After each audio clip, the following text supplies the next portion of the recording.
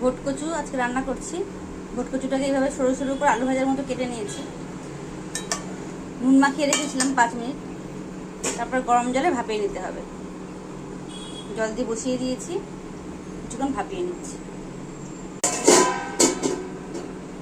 Vote কচুটা ভালো করে ভাপিয়ে জল ঝরিয়ে নিয়েছি।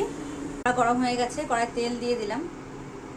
গরম হয়ে গেছে, 3টে শুকনো লঙ্কা দিয়ে দিলাম, কালো জিরে ফোড়ন দিয়ে দিলাম। ভোট কচুটার মধ্যে দিয়ে দিচ্ছি।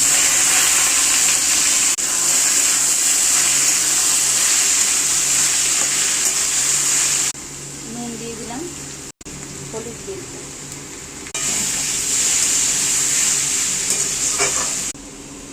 ঢাকা দিয়ে দিয়ে ভালো করে এটা ভেজে নিচ্ছি। যেভাবে আলু ভাজা করে সেভাবে ভেজে নিতে হবে। ভাজা হয়ে গিয়েছে, একটু চিনি দিয়ে দিলাম, লেবুর রস দিয়ে দিলাম। আরও 5 মিনিট ভালো করে ভেজে নিলাম। এবার নামিয়ে